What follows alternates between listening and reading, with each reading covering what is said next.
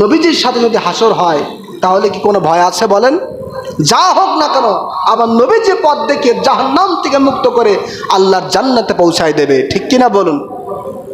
প্রিয় বাবাজিরা আমার, এই হাদিস যিনি বর্ণনা করেন তার নাম হচ্ছে হযরত আনাস। এই আনাস ইবনে মালিক রাদিয়াল্লাহু তাআলা আনহু তিনি বলেন, মা রাআইতুল মুসলিমিন ফারিহু বিশাইইন বাদাল ইসলাম। আল্লাহর হাবিব যখন ওই ব্যক্তিকে এই কথাটি বললেন, তারপরে উপস্থিত মুসলমানেরা, উপস্থিত সাহাবায়ে কেরাম এত বেশি খুশি হলেন, এত বেশি আনন্দ করলেন, যা ইসলাম আবির্ভাবের পর আর কখনো দেখি নাই। সুবহানাল্লাহ। অর্থাৎ ইসলাম আবির্ভাব হয়েছে, ইসলাম চালু হয়েছে, কিন্তু মুসলমানেরা ততটা কোনোদিন খুশি হয় নাই যতটা খুশি হয়েছেন নবীজির এই কথা শুনে। কোন কথা? যে দুনিয়াতে যাকে ভালোবাসবে কিয়ামতেও সে তার সাথে থাকবে। বলেন সুবহানাল্লাহ। নাহমাদুহু ওয়া নুসাল্লি আলা রাসূলিহিল কারীম। أما بعد فأعوذ بالله من الشيطان الرجيم. بسم الله الرحمن الرحيم. يا أيها الذين آمنوا اتقوا الله وكونوا مع الصادقين. إن الله وملائكته يصلون على النبي يا أيها الذين آمنوا صلوا عليه وسلموا تسليما. اللهم صل على مولانا محمد وعلى آل سيدنا مولانا محمد. اللهم صل على مولانا محمد وعلى آل سيدنا مولانا মুহাম্মদ। জিকির করি লা ইলাহা ইল্লাল্লাহ, লা ইলাহা ইল্লাল্লাহ, লা ইলাহা ইল্লাল্লাহ। সবাই লা ইলাহা, আরো জোরে লা ইলাহা ইল্লাল্লাহ, লা ইলাহা ইল্লাল্লাহ, ইল্লাল্লাহ, ইল্লাল্লাহ, ইল্লাল্লাহ, ইল্লাল্লাহ। নাই কোন মাবুদ আল্লাহ ছাড়া, লা ইলাহা, আরো জোরে লা ইলাহা, লা ইলাহা ইল্লাল্লাহু মুহাম্মাদুর রাসূলুল্লাহ সাল্লাল্লাহু আলাইহি ওয়াসাল্লাম। মুআজ্জাজ মুহতারাম, অত্র মসজিদের দিনদার ইমানদার সম্মানিত মুসলিয়ান ইকরাম, সকলের প্রতি আবারও অন্তরের অন্তরস্থল থেকে সালাম। আসসালামু আলাইকুম ওয়া রাহমাতুল্লাহ। আমরা সর্বপ্রথম সেই আল্লাহ সুবহানাহু ওয়া তাআলার দরবারে অসংখ্য শুকরিয়া আদায় করি, যে মহান রব্বুল আলামিন আমাদেরকে ভালোবেসে পবিত্র জুমার নামাজ আদায়ের জন্য আল্লাহর ঘরে মসজিদে একেবারে সকলের আগে ভাগে এসে বসার তৌফিক দান করেছেন। এজন্য খুশি হয়ে দিল থেকে সকলেই বলি আলহামদুলিল্লাহ। আওয়াজটা উঁচু করে আবারও বলি আলহামদুলিল্লাহ। লক্ষ কোটি দরুদ ও সালাম প্রেরণ করছি আমাদের সেই প্রাণপ্রিয় আখিরি নবীজি শানে, যে নবী যে রাসূল সৃষ্টি না হলে আল্লাহ পাক কিছুই সৃষ্টি করতেন না, সেই মহান নবীর প্রতি প্রাণ ভরা দরুদ ও সালাম বলছি সাল্লাল্লাহু আলাইহি ওয়াসাল্লাম। হাজরিন, আজ পবিত্র মাহে জিলহজ মাসের তৃতীয় জুমা। আজকে জুমার আলোচনার আলোচ্য বিষয় নেককার ও সত্যবাদীগণের সোহবাত সম্পর্কে। মহান আল্লাহ পাক এই গুরুত্বপূর্ণ বিষয়ে সংক্ষিপ্ত সময়ে আমাদের সকলের জানার বোঝার এবং বাস্তব জীবনে তা আমল করার তৌফিক দান করুন, বলেন আল্লাহুম্মা আমিন। হাজরিন, ইসলামী শরিয়াতের দৃষ্টিতে একজন ইমানদার, একজন মুসলমান সে কিভাবে চলাফেরা করবে, কিভাবে ওঠা বসা করবে, কার সাথে বন্ধুত্ব স্থাপন করবে, এ ব্যাপারে ইসলাম চূড়ান্ত সুনির্দিষ্ট একটি ধারা নিয়ম করে দিয়েছেন, বলেন সুবহানাল্লাহ। তার কারণ ইমানদারেরা, মুসলমানেরা তারা কখনো তাদের নিজের ইচ্ছা মতো চলতে পারে না, বরং ইমানদার মুসলমানেরা সব সময় আল্লাহ এবং আল্লাহর রাসূল যা করতে বলেছেন তারা সদা সর্বদা সেই নিয়মেই চলতে থাকে, ঠিক কিনা বলুন। সুতরাং একজন মানুষ সে কার সাথে বন্ধুত্ব করবে, কার সাথে ওঠা বসা করবে, কার সাথে সোহবাত অবলম্বন করবে, সে ব্যাপারে আজকের আলোচনা। আল্লাহ পাক যেন আমাদের সকলকে বোঝার তৌফিক দান করেন। আবারও বলি আল্লাহুম্মা আমিন। সম্মানিত হাজিরিন, একজন ব্যক্তি যদি নামাজি মানুষের সাথে বন্ধুত্ব করে তাহলে আস্তে আস্তে করে ওই ব্যক্তিটিও এক সময় নামাজি হয়ে যায়, ঠিক কিনা বলুন। আবার আরেকজন ব্যক্তি যদি বেনামাজির সাথে বন্ধুত্ব করে তাহলে আস্তে আস্তে ওই ব্যক্তিটি বেনামাজি হয়ে যায়, ঠিক কিনা। সুতরাং ইসলামে সোহবাত অবলম্বন করা, বন্ধুত্ব স্থাপন করা এটা অত্যন্ত গুরুত্বপূর্ণ একটি বিষয়। এবং নবীজি অসংখ্য হাদিসের মধ্যে কার সাথে বন্ধুত্ব করতে হবে সে ব্যাপারে সুস্পষ্ট নির্দেশনা দিয়েছেন, বলেন সুবহানাল্লাহ। যেমন আল্লাহর হাবিব সাল্লাল্লাহু আলাইহি সাল্লাম সুনান তিরমিজি শরীফের মধ্যে বলেন, আল মারউ আলা দীনি খলিলিহি। নবীজি বলছেন মানুষ সাধারণত তার বন্ধুর আদর্শের অনুগামী হয়, বলেন সুবহানাল্লাহ। নবীজির কথা, কার কথা? হাদিসের কথা, নবী পাকের কথা। নবীজি বলছেন মানুষ সাধারণত তার বন্ধুরকে অনুসরণ করে, বন্ধুর আদর্শের অনুগামী হয়। যেমন যেই কথাটি একটু আগে বললাম, বন্ধু যদি ভালো হয় আমিও ভালো হতে বাধ্য, বন্ধু যদি খারাপ হয় আস্তে আস্তে করে আমি ভালো হলেও এক সময় খারাপের দিকে চলে যাব, ঠিক কি না। বন্ধু যদি বেনামাজি হয় আমিও বেনামাজি, বন্ধু যদি সুদখোর হয় আমিও সুদখোর, বন্ধু যদি ঘুষখোর হয় আমিও আস্তে আস্তে করে ঘুষখোর হয়ে যাব, বন্ধু যদি জিনাখোর হয় আমিও আস্তে আস্তে নারীর পিছনে দৌড়াতে দৌড়াতে আমিও এক সময় জিনাখোর হয়ে যাব, ঠিক কিনা। বন্ধু যদি ভালো হয় আমি ভালো, বন্ধু যদি খারাপ আমিও খারাপ হতে সময় লাগবে না। এজন্য নবীজি বলেছেন ফালয়ানজুর আহাদুকুম মাইয়ুখালিল। নবীজি বলছেন তোমাদের প্রত্যেকের লক্ষ্য করা উচিত যে সে কার সাথে বন্ধুত্ব স্থাপন করছে, বলেন সুবহানাল্লাহ। তাহলে আপনি আমি কারকে সঙ্গ দিব, কার সাথে ওঠা বসা করব, নবীজি বলছেন মন চাইলেই কারোর সাথে বেড়াতে পারো না, মন চাইলেই তুমি ইমানদার যাত্রার সাথে মিশতে পারো না, বরং তুমি লক্ষ্য করো যে তুমি কার সাথে বন্ধুত্ব স্থাপন করছো, সেই ব্যক্তিটি ভালো না খারাপ, বলেন সুবহানাল্লাহ। সম্মানিত হাজিরিন, এজন্য বন্ধুত্ব স্থাপন করতে হবে মানুষ দেখে, বাছাই করে করে।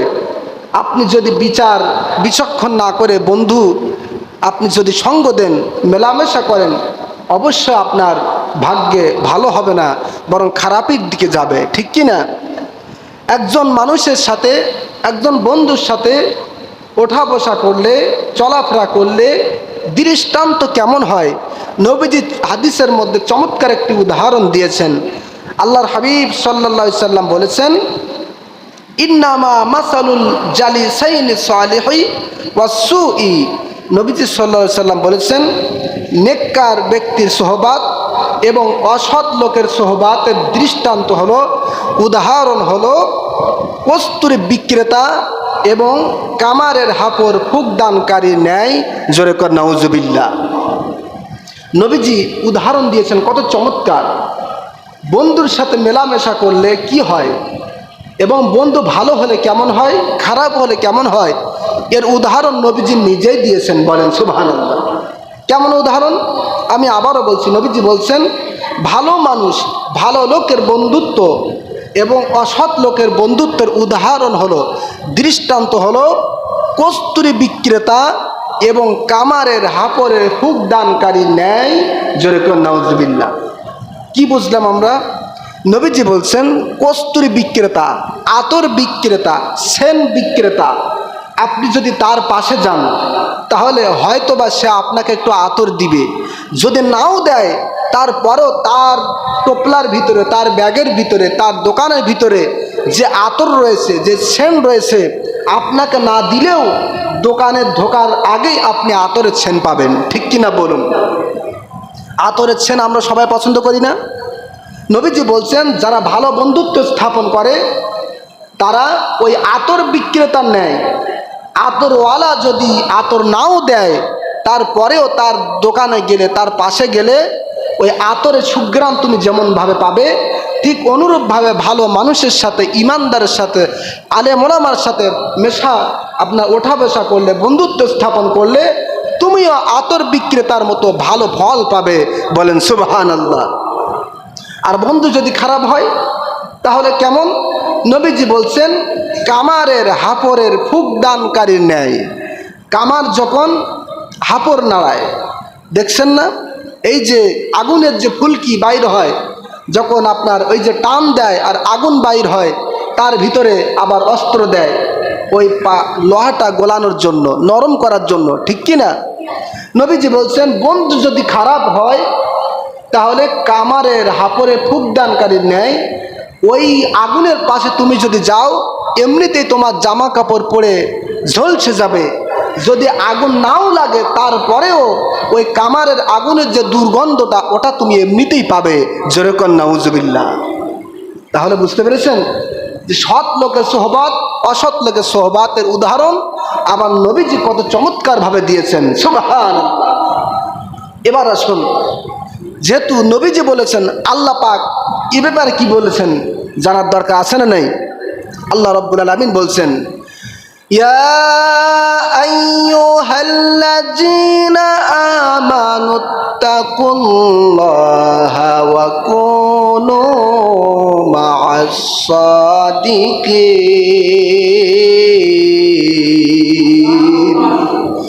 আল্লাহ রাব্বুল আলামিন বলেন, ইয়া আইয়ুহাল্লাযীনা আমানু, হে ঈমানদারেরা, ইত্তাকুল্লাহ, আল্লাহ তাআলাকে ভয় করো, ওয়া কুনু মা'আস সাদিকিন, এবং যারা সত্যবাদী ওই সমস্ত ব্যক্তিদের অন্তর্ভুক্ত হয়ে যাও। সুবহানাল্লাহ। যারা সত্যবাদী, যারা ভালো, তোমরা তাদের অন্তর্ভুক্ত হও। আর প্রথম নাম্বার হচ্ছে আল্লাহ তাআলাকে ভয় করো। বলেন সুবহানাল্লাহ। প্রিয় বাবাজিরা আমার, প্রিয় বন্ধুগণ আমার, তাহলে কোরআন এবং হাদিস থেকে আমরা জানতে পারলাম আল্লাহ রব্বুল আলামিন ইমানদারদেরকে বলেছেন, যাকে তাকে তোমরা বন্ধুত্ব করতে পারো না, যার তার সাথে ওঠা বসা করতে পারো না, বরং তুমি হচ্ছে ইমানদার, তুমি হচ্ছে মুসলমান, তোমার সম্মান মর্যাদা অনেক বেশি। ঠিক কিনা বলুন? একজন ইমানদার, একজন মুসলমানের মর্যাদা কত বেশি। হযরতে ওমর ফারুক রাদিয়াল্লাহু তাআলা আনহু তিনি বলেন, এই পৃথিবীর বুকে সর্বশ্রেষ্ঠ ঘর হচ্ছে কাবা, এই কাবার মর্যাদা কত বেশি, কিন্তু কাবারে তোর চেয়ে হাজারো মর্যাদা একজন ইমানদারেরও বেশি। সুবহানাল্লাহ। কাবা ঘর হচ্ছে আমাদের হৃদয়ের ঘর, ঠিক কি না? কাবা হচ্ছে আমাদের নয়নের মণি, আমাদের পছন্দের জায়গা, পাক পবিত্র জায়গা। হযরত ওমর বলছেন, কাবা তোর যেমন অত্যন্ত সম্মান মর্যাদা, কিন্তু একজন ইমানদারের চেয়ে বেশি নয়, বরং তোমার চেয়ে হাজার কোটি লক্ষ গুণ বেশি মর্যাদা একজন ইমানদারের আল্লাহর কাছে। বলেন সুবহানাল্লাহ।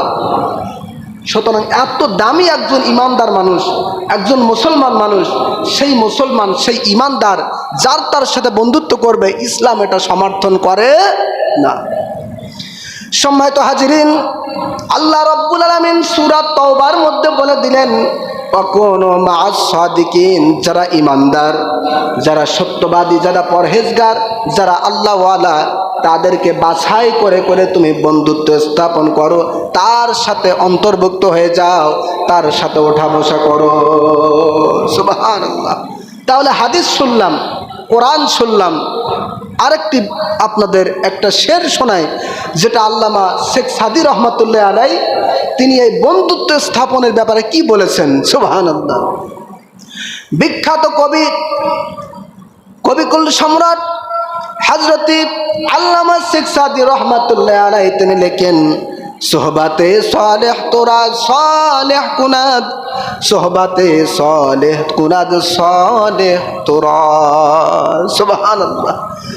হযরতে শেখ সাদী রহমাতুল্লাহ আলাইহি তিনি লেখেন যে সৎ সঙ্গে স্বর্গবাস, অসৎ সঙ্গে সর্বনাশ। বাংলা প্রবাদও এটা আমরা জানি কি না? সৎ সঙ্গে স্বর্গবাস, ভালো জায়গা, আর অসৎ সঙ্গে সর্বনাশ, সব ধ্বংস হয়ে যাবে। জোরে কান নাউজুবিল্লাহ। সম্মানিত হাজিরিন, এজন্য ইসলাম কত সুন্দর ব্যবস্থাপনা করেছেন। ইসলাম বলেছি, আল্লাহ নবীজির হাদিস বলেছে, ফাসিক ব্যক্তি, অসৎ ব্যক্তির দাওয়াতেও তোমরা গ্রহণ করবে না। নাউজুবিল্লাহ। ইসলামের একটি হক হলো, একজন ইমানদারের প্রতি আরেকজনের ইমানদারের একটি অন্যতম হক হলো যে দাওয়াত দিলে দাওয়াত গ্রহণ করা, ঠিক কি না? যেটা আমরা গত জুমায় শুনেছিলাম, একজন ইমানদার, একজন মুসলমান যদি দাওয়াত দেয়, তাহলে মুসলমানের দায়িত্ব হলো, কর্তব্য হলো তার দাওয়াত গ্রহণ করা। আবার অন্য হাদিসের মধ্যে নবীজি বলেছেন, যারা ফাসিক তাদের দাওয়াত তোমরা গ্রহণ করবে না। জোরে কান সুবহানাল্লাহ। কারণ কি? কারণ হলো আজকের এই খুতবার বিষয়, যেমনটি বলতেছিলাম, কোনো ব্যক্তি যদি ফাসিক ব্যক্তির বাড়িতে দাওয়াত খায়, আসা যাওয়া যদি করে, তাহলে আস্তে আস্তে করে ওই ফাসিক ব্যক্তির সাথে তার বন্ধুত্ব স্থাপন হয়ে যায়, ঠিক না? আপনি যদি আমাকে দাওয়াত করেন, আমি যদি আপনাকে দাওয়াত করি, এভাবে যদি আসা যাওয়া থাকে, আমি যতই খারাপ হই না কেন, একদিন না একদিন আপনার সাথে বন্ধুত্ব তৈরি হয়ে যাবে। এজন্য নবীজি বলছেন, ফাসিক শ্রেণী, তাদের সাথে তো ইমানদার বন্ধুত্ব করতে পারে না, ভালোবাসতে পারে না। সুতরাং যারা ফাসিক, তারা দাওয়াত দিলেও তোমরা গ্রহণ করবে না। জোরে কান সুবহানাল্লাহ। ইসলাম কত কঠোর হুঁশিয়ারি দিয়েছেন। সম্মানিত হাজিরিন, এজন্য দাওয়াতের ক্ষেত্রে, বন্ধুত্ব স্থাপনের ক্ষেত্রে, ওঠা বসা চলাফেরার ক্ষেত্রে, সর্বাবস্থায় একজন ইমানদার, একজন মুসলমান সব সময় ইসলামের দিকে লক্ষ্য করবে, ঠিক কি না? ইসলাম এ ব্যাপারে কি বলেছে এটা আমাকে জানতে হবে, ঠিক না বলেন? আল্লাহর হাবিব সাল্লাল্লাহু আলাইহি সাল্লাম বলেছেন, এটা সুনান তিরমিজির হাদিস, নবীজি বলেন, লা তুসাহিব ইল্লা মুমিনা ওয়ালা ইয়াকুল তাআমাকা ইল্লা তাকিয়ুন। নবীজি বলেন, ইমানদার ব্যতীত তোমরা কারো সোহবত অবলম্বন করবে না। নবীজির কথা, কার কথা? লা তুসাহিব ইল্লা মুমিনান। নবীজি বলছেন, যারা ইমানদার, যারা পরহেজগার, যারা আল্লাহওয়ালা, শুধুমাত্র তাদের সাথে বন্ধুত্ব করবে, তাছাড়া লা তুসাহিব ইল্লা মুমিনান, অন্য কোনো কারোর সাথে তোমরা বন্ধুত্ব স্থাপন করবে না। জোরে কর নাউজুবিল্লাহ। এই হাদিসের প্রথম অংশে ভাগ হয়ে গেল যে ইমানদারের, মুসলমানের বন্ধুত্ব কেমন হবে, বুঝতে পেরেছেন? যেহেতু নবীজি বলেছেন, এটা আমাদের জন্য পালন করা বাধ্যতামূলক, ঠিক কিনা বলুন? আবারও বলছি, নবীজি বলছেন লা তুসাহিব ইল্লা মুমিনান, ইমানদার ব্যতীত, পরহেজগার ব্যতীত, আল্লাহ ওয়ালা ব্যতীত তোমরা অন্য কারোর সাথে বন্ধুত্ব করবে না। দ্বিতীয় নম্বরে নবীজি বলছেন ওয়ালা ইয়াকুল তাআমাকা ইল্লা তাকিয়ুন, তুমি তো একজন ইমানদার, তুমি তো একজন পরহেজগার, সুতরাং তোমার খাবার যেন ইমানদার আল্লাহ ওয়ালা ছাড়া অন্য কেউ না খায়। সুবহানাল্লাহ। তোমার ইমানদার, তুমি মুসলমান, তোমার খাদ্যের মূল্যটাও আল্লাহর কাছে অনেক বেশি, ঠিক কি না? আগেই যেমন বললাম যে একজন ইমানদারের মর্যাদা কাবার চেয়েও অনেক বেশি, হযরত ওমর বলেছেন। আর পরবর্তীতে বলা হচ্ছে যে খাবারটা যেন ইমানদার পরহেজগার ব্যতীত অন্য কেউ না খায়। অর্থাৎ ইমানদারের যেমন মর্যাদা বেশি, ইমানদার তার হালাল রুজিতে সে যে উপার্জন করবে তার খাদ্যটাও মূল্য আল্লাহ তার কাছে অনেক বেশি, ঠিক কি না? সুতরাং এই অমূল্য সম্পদ, এই মূল্যবান সম্পদ, এটা তো এমনিতে নষ্ট হতে পারে না। যে সেই বেনামাজি, সুদখোর, জেনাখোর, ঘুষখোর তারা খেয়ে তো নষ্ট করতে পারে না। নবীজি বলছেন অবশ্যই তুমি খেয়াল রাখবে তোমার উপার্জনকৃত খাদ্য, তোমার তৈরিকৃত খাদ্য যেন আল্লাহ ওয়ালা ব্যক্তি ছাড়া অন্য কেউ না খায়। জোরে কোন সুবহানাল্লাহ। সম্মানিত হাজিরিন, এক একটা হাদিসের যদি ব্যাখ্যার দিকে আমরা যাই অনেক সময়ের প্রয়োজন। দ্বিতীয়ত আবার সমাজের মধ্যে অনেক ফিতনা ফাসাদ হয়ে যায়, ঠিক কিনা বলুন? এর জন্য হাদিসের শুধুমাত্র সরল বাংলা সরল অর্থ বুঝে বলে দিচ্ছি, আপনারা বোঝার চেষ্টা করবেন। এখন যদি এই একটা হাদিসের দুইটা ব্যাখ্যা করতে যাই, সমাজের মধ্যে মুসল্লিদের মধ্যে ভাগাভাগির সৃষ্টি হয়ে যাবে, গণ্ডগোলের সৃষ্টি হয়ে যাবে, এমনকি ইমামের বিরুদ্ধে মুসল্লি লাগবে, দ্বিধাদ্বন্দ্ব করবে না, ঠিক কিনা? তাই বলে কি বলা বন্ধ করব? বলা বন্ধ হবে না। তবে যারা বিবেকবান, যারা বোঝে, তারা সরল বাংলা একটু শুনলেই বাকিটা বুঝতে তাদের জন্য সহজ হয়ে যায়, ঠিক কিনা বলুন? প্রিয় বাবাজিরা আমার, তার কারণ হলো দুনিয়াতে যার সাথে যার মহব্বত, পরকালে তার সাথে তার কিয়ামত। একথা আমরা সকলে জানি কিনা? যার সাথে যার মহব্বত তার সাথে তার কিয়ামত। এটা কিন্তু একেবারে বা আমাদের প্রবাদ বাক্য নয়, এটা হচ্ছে হাদিসের কথা। বলেন সুবহানাল্লাহ। কেমন মহব্বত, কেমন কিয়ামত? বুখারী এবং মুসলিম শরীফের হাদিস। আল্লাহর হাবিবের কাছে একজন ব্যক্তি এসে বললেন, ইয়া রাসূলুল্লাহ, ইয়া হাবিবাল্লাহ, মাতাস সাআ। ব্যক্তিটি বললেন, ইয়া রাসূলুল্লাহ, ইয়া হাবিবাল্লাহ, কিয়ামত কবে সংঘটিত হবে? কি প্রশ্ন করলেন? একটু কথা বলুন, কিয়ামত কবে হবে? একজন ব্যক্তি এসে বলছেন, ইয়া রাসূলুল্লাহ, ইয়া হাবিবাল্লাহ, কিয়ামত কবে হবে? আল্লাহর হাবিব বললেন, ক্বালা ওয়াইলাকা ওয়ামা আ'দাত্তা লাহা। তোমার জন্য আফসোস, তুমি কিয়ামতের কথা জিজ্ঞেস করতেছো, অথচ ওই কিয়ামতের জন্য তুমি কি প্রস্তুত করেছো? সুবহানাল্লাহ। তুমি তো কিয়ামতের কথা জিজ্ঞেস করতেছো, জানতে চাচ্ছ। তোমার জন্য আফসোস হচ্ছে যে তুমি কিয়ামতের জন্য কি তৈরি করেছো, কি আমল করেছো। বলেন সুবহানাল্লাহ। সম্মানিত হাজিরিন, ওই প্রশ্নকারী ব্যক্তি বলছেন, ক্বালা মা আ'দাতু লাহা ইল্লা আন্নী উহিব্বুল্লাহ ওয়া রাসূলা। ইয়া রাসূলুল্লাহ, ইয়া হাবিবাল্লাহ, আমি ব্যক্তি, আমি সাহাবী, আমি কিয়ামতের জন্য তেমন কোনো কিছু আমল করি নাই, কোনো কিছু প্রস্তুতি গ্রহণ করি নাই। তবে একটি আমল আমার রয়েছে, সেটি হলো আমি আমার নিজের জীবনের চাইতে আল্লাহ এবং আল্লাহ রসুলকেই ভালোবাসি। সুবহানাল্লাহ। প্রশ্ন এবং উত্তর হচ্ছে সাহাবী এবং নবীজির মাঝে। বলেন সুবহানাল্লাহ। প্যারা বাবাজিরা আমার, বুঝতে অসুবিধা হলে আবারও বলছি। ব্যক্তিটি বললেন, ইয়া রাসূলুল্লাহ, ইয়া হাবিবাল্লাহ, নবীজি, কিয়ামত কবে হবে? আল্লাহর হাবিব বললেন, রে সাহাবী, কিয়ামতের জন্য তুমি কি প্রস্তুত করেছো?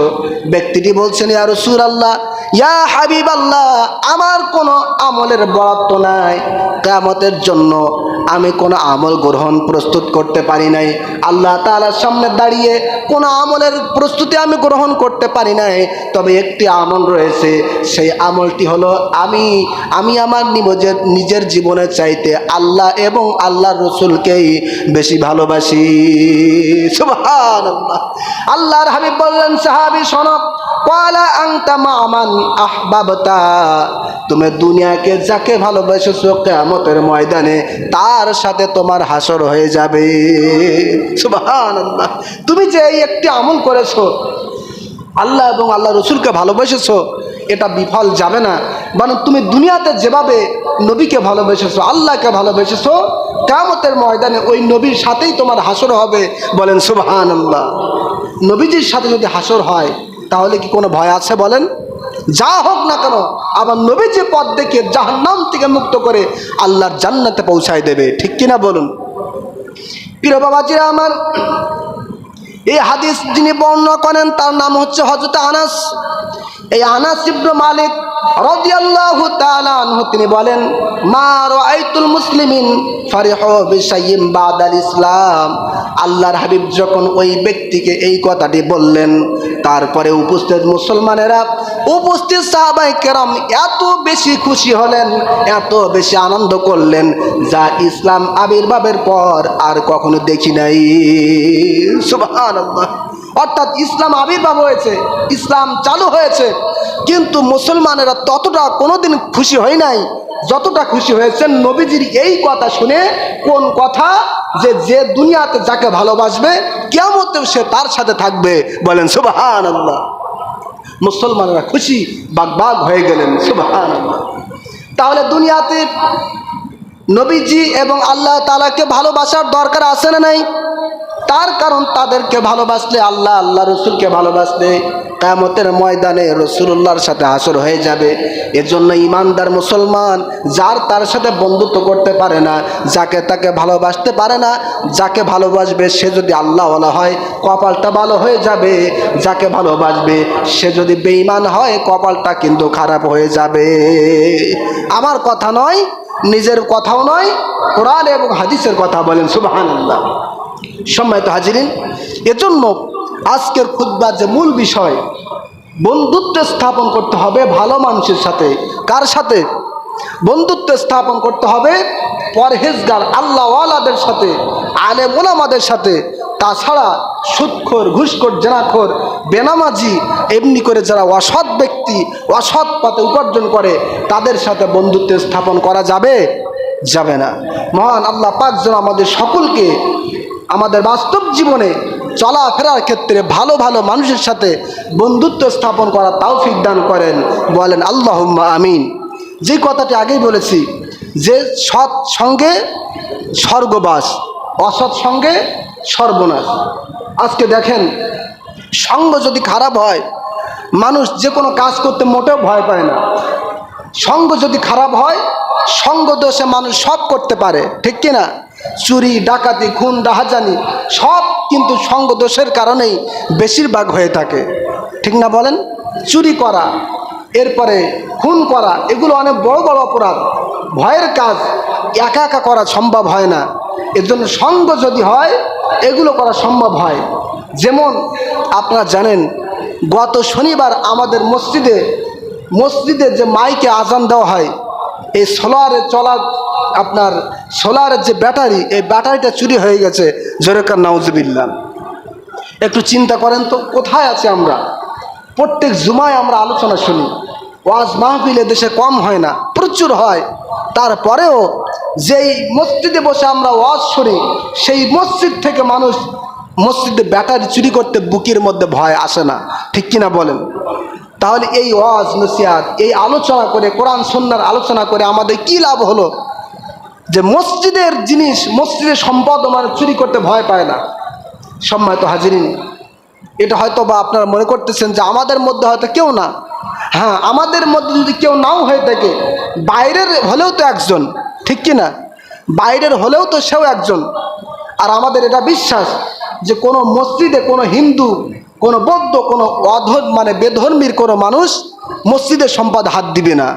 তার কারণ তারা যেমন মন্দিরকে শ্রদ্ধা করে, অবশ্যই মসজিদকেও তারা সম্মান করে, ঠিক কি না? সুতরাং অন্য ধর্মের মানুষ মসজিদের সম্পদ হাত দিতে পারে না, এটা আমাদের বিশ্বাস। তবে মুসলমানদের মধ্যে এমন কিছু মানুষ রয়েছে যাদের স্বভাব এত নিচে নেমে গেছে যে আল্লাহর ঘর মসজিদে এসে মসজিদের সম্পদ চুরি করতে তাদের বুকের পাটায় একবারও কাঁপে না, ঠিক কিনা বলুন? কারণ কি? এই অসৎ সঙ্গ। একটা মসজিদের ব্যাটারি তো ছোট হয় না, নিশ্চয়ই অনেক বড় হয়। এই ব্যাটারিটা নিশ্চয়ই একা একা নিয়ে যাওয়া সম্ভব নয়, বরং একজনকে আসতে হয়, সাথে আরেকজন সহযোগী থাকতে হয়, অপর দিকে ভ্যান বা নিয়ে যাবার কোনো পরিবহন রাখতে হয়। তাহলে বন্ধু কয়জন হলো? 3 জন। সব কিছুর মূলে কিন্তু এই অসৎ সঙ্গ। এই অসৎ সঙ্গের কারণেই মানুষ এত নিচে নেমে গেছে। সুতরাং আমাদের মসজিদের ব্যাটারিটা গত শনিবারে চুরি হয়ে গেছে, এটা অত্যন্ত দুঃখজনক। তারপরেও আপনাদেরকে উদাত্ত আহ্বান করব, যেহেতু মসজিদের ব্যাটারি যদি না থাকে, কারেন্ট যখন থাকবে না তখন আজানও বন্ধ হয়ে যাবে, ঠিক কি না? আর আজান চালু রাখা এটা মুসলমান হিসেবে আমাদের সকলের নৈতিক দায়িত্ব, যে মসজিদে নিয়মিত আজান হবে, সেই আজান শুনে মানুষ জামাতে আসবে। আর যদি ব্যাটারি না থাকে আজান কীভাবে হবে? সুতরাং স্বাভাবিকভাবে, সাধারণভাবে আপনাদেরকে উদাত্ত আহ্বান করলাম, আপনারা যে যা পারেন আবার নূতন ব্যাটারি ক্রয় করার জন্য, কেনার জন্য মসজিদ কমিটির হাতে আপনারা যে যা পারেন আপনাদের দান আপনারা দিবেন, যাতে পুনরায় আবার আপনার মসজিদে আজান চালু রাখার জন্য, মসজিদে ওয়াজ নসিহত চালু রাখার জন্য নূতন একটি ব্যাটারি আমরা কিনতে পারি। সম্মানিত হাজিরিন, আরেকটি বিষয় হলো, আমাদেরই প্রতিবেশী তৌহিদ চাচা, যিনি ইন্তেকাল করেছেন গত বছরে, তার স্ত্রী তিনি স্ট্রোক করে খুব গুরুতর অসুস্থ অবস্থায় রয়েছেন পড়ে। টাকার অভাবে চিকিৎসা ঠিকমতো নিতে পারছেন না, ঔষধও কিনতে পারছেন না। তিনি মসজিদ কমিটির কাছে তার পক্ষ থেকে দাবি করা হয়েছে যে মসজিদের মুসল্লিরা যদি আমাকে কিছু সহযোগিতা করত তাহলে তার জন্য কিছু উপকার হতো, এভাবে বলেছে।